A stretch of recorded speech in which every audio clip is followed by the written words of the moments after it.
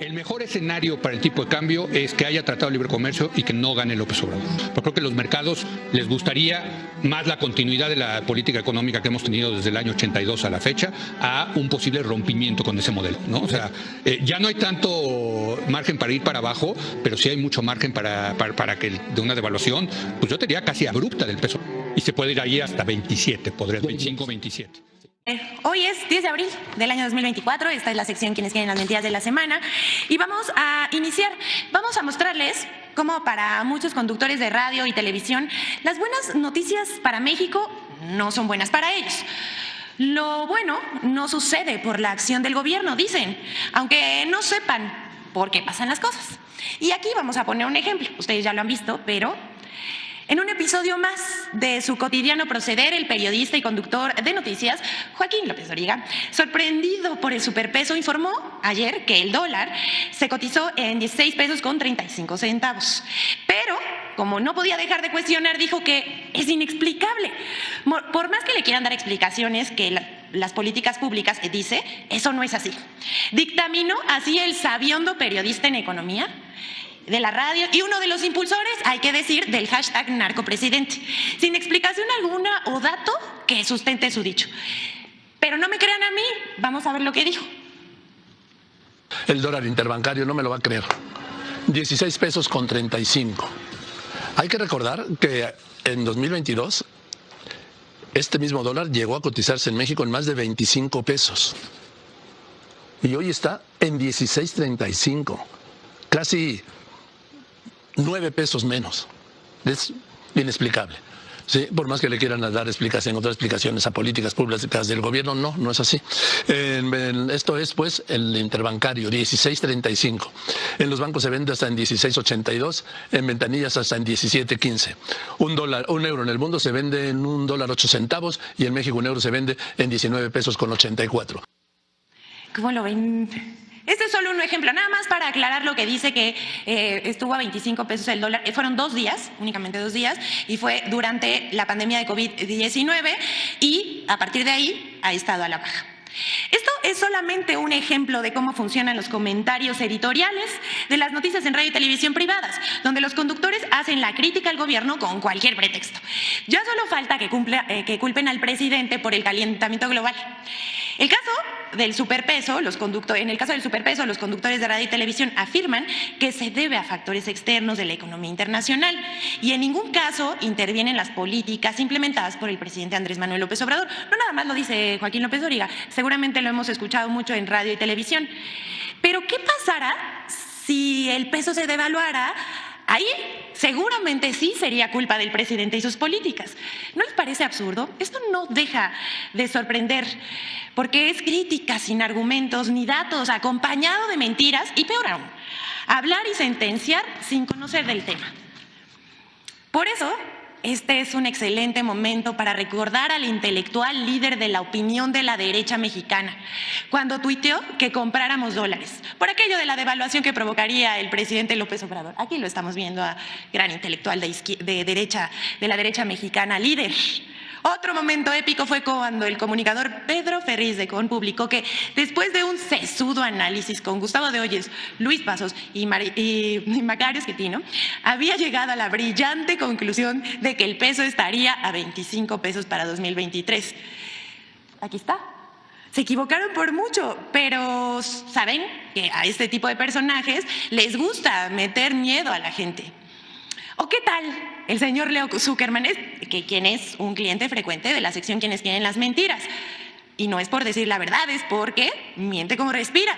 Cuando dijo que si ganaba el presidente López Obrador en 2018, el dólar llegaría en el mejor escenario a los 27 pesos. Vamos a ver lo que dijo. El mejor escenario para el tipo de cambio es que haya tratado de libre comercio y que no gane López Obrador. Yo creo que a los mercados les gustaría más la continuidad de la política económica que hemos tenido desde el año 82 a la fecha, a un posible rompimiento con ese modelo, ¿no? O sea, ya no hay tanto margen para ir para abajo, pero sí hay mucho margen para que de una devaluación, pues yo te diría casi abrupta del peso.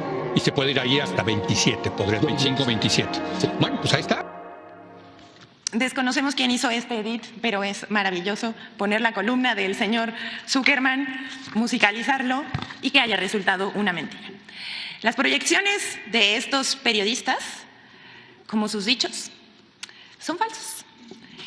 Y bueno, vamos con la siguiente. Así se burlaba Ciro Gómez Leiva de la preocupación de López Obrador en la mañana. El presidente López Obrador, que le pidió a la secretaria de Relaciones Exteriores, la canciller Alicia Bárcena, que emita un comunicado advirtiéndole a las organizaciones internacionales y recordando el derecho de asilo y la soberanía de las embajadas para que el gobierno de Ecuador no intente allanar la embajada de México en Ecuador. Esto, pues, por lo que ya decía del vicepresidente del gobierno de Rafael Correa, que está asilado en la embajada mexicana. ¿Cuándo han intentado los ecuatorianos allanar la embajada? No, jamás en la vida. Pues precisamente por eso en la vida diplomática se rige entre los países así, ¿no? Además, si no me acuerdo, en tiempos de Marcelo Ebrard ya también sacamos a alguien, creo que de Bolivia, ¿no?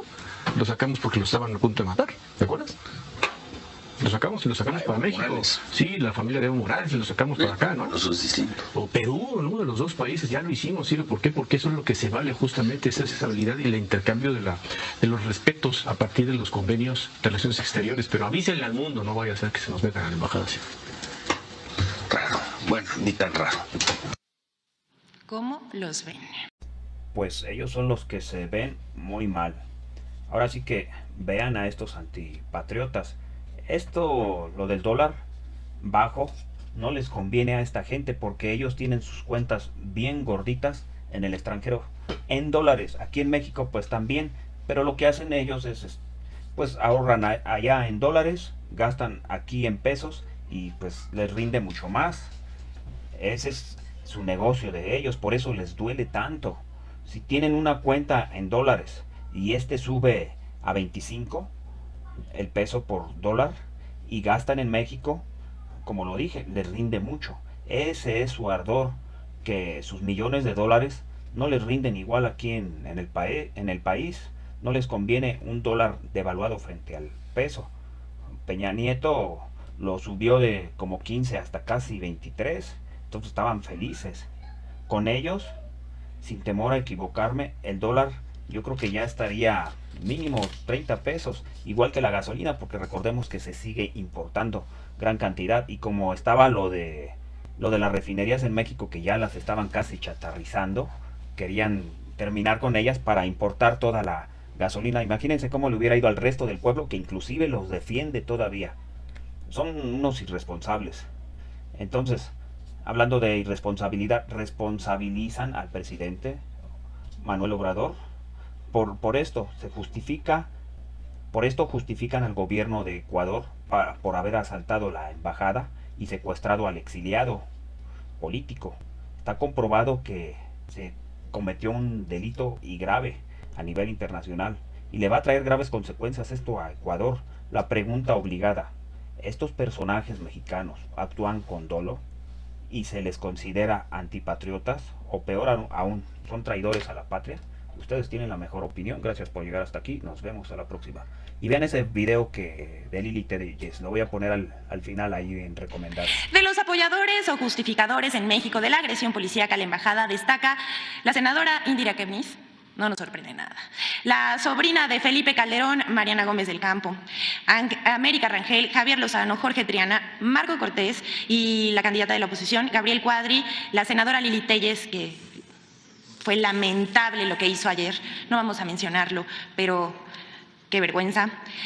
¿Saben estos mensajes qué tienen en común? Parece que los escribió la misma persona, se los mandó en machote y entonces todos publicaron parafraseando una idea original. ¿No les parece como similar a lo que hacen con los bots? A esa postura se sumaron periodistas también como Pablo Giriart, Pascal Beltrán del Río y Joaquín López Dóriga. También Sergio Sarmiento, Víctor Trujillo, Paco Calderón y Dolia Esteves. Arturo Salgurucán, por supuesto, y hasta una ex embajadora. También el empresario Ricardo Salinas Pliego.